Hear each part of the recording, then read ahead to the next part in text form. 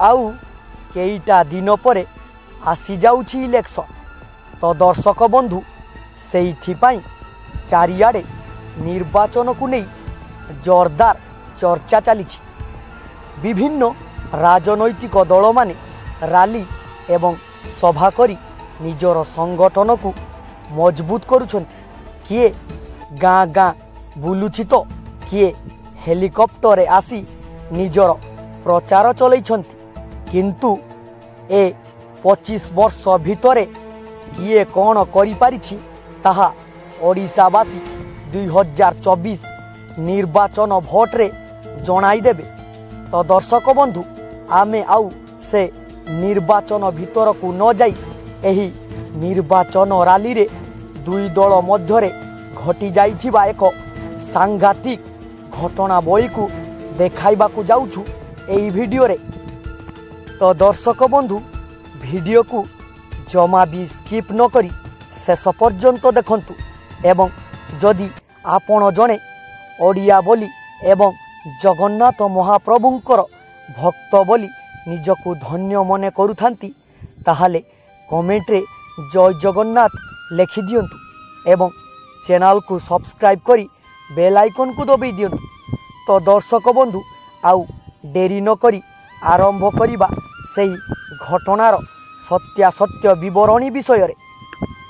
तो दर्शक बंधु एही निर्वाचन प्रचार बेले पुरी रे घटी जाइछि एक विराट बड़ दुर्घटना जहाको सुनिले आपणकर मध्य लोम टांकुरी उठिबो एवं किछि समय पाई आपण मध्य स्तब्ध होई जिवे। निर्वाचन प्रचार रे चालीगला जीवन परिवार को एका छाड़ी राजनीति पाई देईदेले जीवन। वीडियो को शेष पर्यंत देखंतु कि नाही किंतु कमेंट रे आमर आराध्य देवता प्रभु जगन्नाथंकर सुंदर कमेंटिए करी टिकिए पुण्य अर्जन कर दियंतु। कारण सेही जगन्नाथंक कृपारु से आज नुआ जीवन पाई पारिछंती। सेही निर्वाचन रैली रे तांको सहित एमिति दुर्घटना घटितिला किंतु आज तांकु सेही महाप्रभु बंचाई देइछंती। तो दर्शक बंधु ए सुंदर कहानीटी को सुनिया पाई वीडियो को शेष पर्यंत देखंतु। तो आउ डेरी न करी आमे वीडियोटी को आरंभ करिबा। पुरी जिला बरगगिरी तहनी गड़िया अंतर्गत विजय कुमार पंडा बयस 35 वर्ष से निजर एक ऑटो चढ़ई परिवार पोसंती। जाति रे ब्राह्मण से तांको गाँ जगन्नाथ मंदिर रे मध्य पूजा अर्चना करंती। से बहुत ईश्वर विश्वासी जगतर नाथ जगन्नाथ महाप्रभु जगन्नाथ को से बहुत मानती। घरे तांकर स्त्री आउ सान भौणीटी बापा माँ 2 वर्ष तले जणे परे जणे ए संसार रथरु विदाय नहीं सारी। माँ बापा को बहुत भल पाउथिले विजय बाबू। से माने चालीगला दिन ठारू निजको बहुत एकुटिया मने करंती। से स्त्री आउ भौणी थिले मध्य सबु बेले तांकर माँ बापांक कथा मने पड़ी थाए। आउ मंदिर बेढ़ारे एकुटिया बसी थिला बेले माँ बापांकु मने पकाई कांदी पकांती विजय बाबू। से राजनीति रे मध्य रुचि रखंती। आउ निर्वाचन प्रचार रे से मध्य समय देइथांती। से गाँ लोकंक सह मिसी दलीय कार्यक्रम रे सामिल हुअंती। किंतु ए निर्वाचन प्रचार जे दिने तांको पाई एते बड़ विपद नहीं आसीबो से कथा से केबे भी भाबी नथिले। दिन प्राय 2टा पाखापाखी हेबो। विजय बाबू गाँ सांग मानंक सह क्लब रे खिया पिया सारी सेतेबेले से प्रचार करिबाकू जाउथिले। हठात रास्ता मझिरे चेताशून्य होई पड़गले। यहाँ परे विजय बाबूंको सांग माने तांकू पानी छिंची तांकर चेता फेराई आनिबाकू बहुत चेष्टा कले किंतु तांको चेता आउ फेरिला नहीं। एहा परे सेमाने बाध्य होई तांको सांगे सांगे मेडिकल को नहीं गले। मेडिकल रे किछि समय चिकित्सा परे मध्य विजय बाबूंको चेता फेरिला नहीं। आउ सेठारे डॉक्टर व्यस्त होई मध्य तांको सांग मानंकु कहिले एठारे आमर सेमिति किछि सुविधा नहीं। तांकर कौन असुविधा होईछि जणा मध्य पड़ुनी। मु तांकु किछि इंजेक्शन आउ सेलाइन दे सारिछि। आपण माने आउ डेरी न करी तांकु पूरी बड़ मेडिकल को नहीं जानतु। डाक्तरंकर कथा सुनी तांको सांग माने भारी व्यस्त होई पड़िले।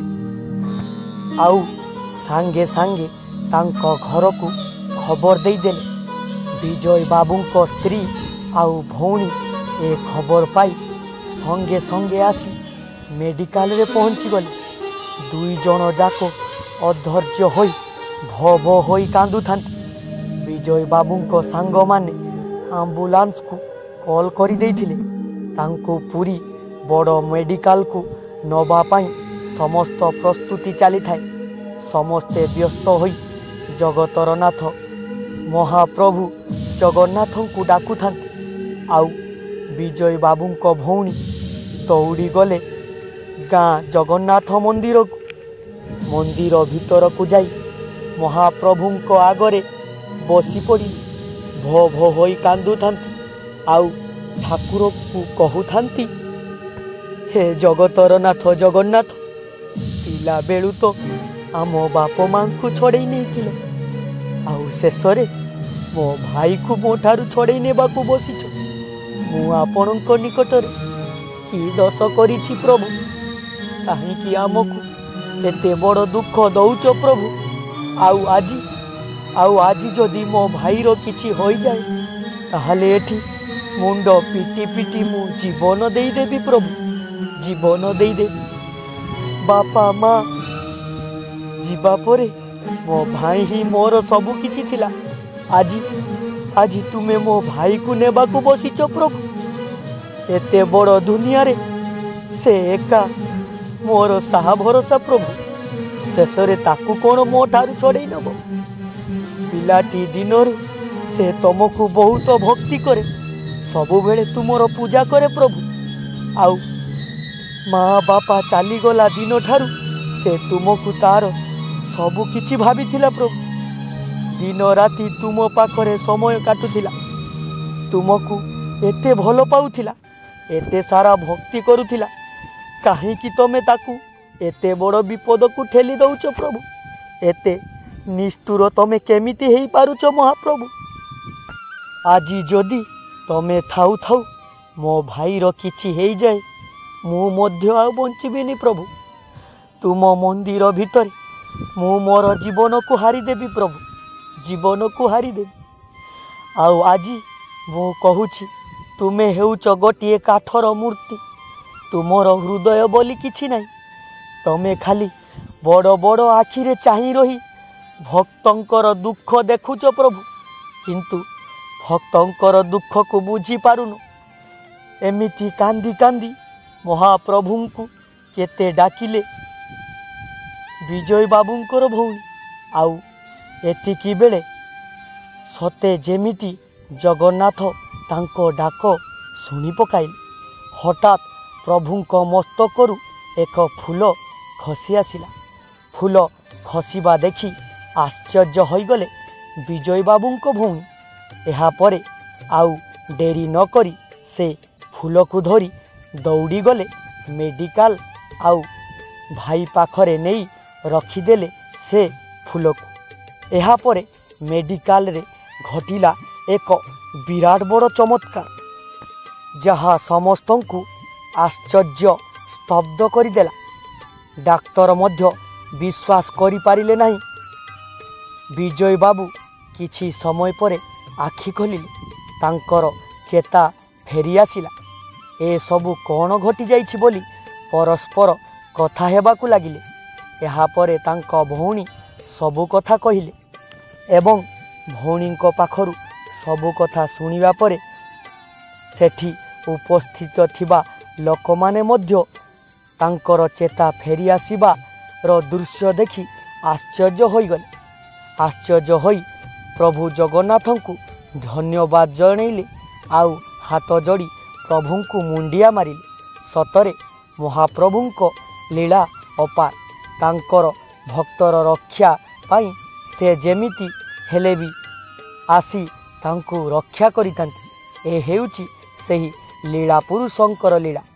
ତ ଜଗତର ନାଥ ଜଗନ୍ନାଥ ନିଜର ଭକ୍ତଙ୍କୁ ରକ୍ଷା କରିବା ପାଇଁ ଯୁଗେ ଯୁଗେ ବିଭିନ୍ନ ପ୍ରକାର ବେଶ ଧରି ଭକ୍ତ ଓ ଭଗବାନଙ୍କର ଏହି ଲୀଳାକୁ ବଜାଇ ରଖିଥାନ୍ତି।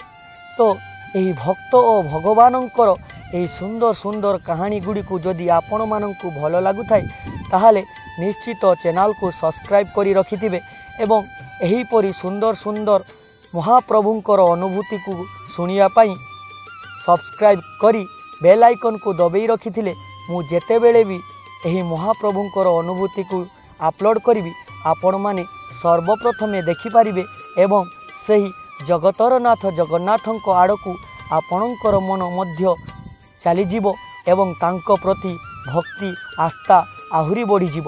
ତ କମେଣ୍ଟରେ ଜୟ ଜଗନ୍ନାଥ ଲେଖି ଟିକିଏ ହେଲେ ପୁଣ୍ୟ ଅର୍ଜନ କରିବା ହେଉଛି ଆପଣଙ୍କର ଧର୍ମ। ତ ଆଜିର ଭିଡ଼ିଓରେ ଏତିକି ଥିଲା। ଆଜି ପାଇଁ ଏତିକି। ଆଗକୁ ଦେଖା ହେବ ଅନ୍ୟ ଏକ ସୁନ୍ଦର କାହାଣୀକୁ ନେଇ ମୁଁ ଆପଣଙ୍କୁ ଆସିବି। ତ ଆଜି ପାଇଁ ଏତିକି। ଜୟ ଜଗନ୍ନାଥ।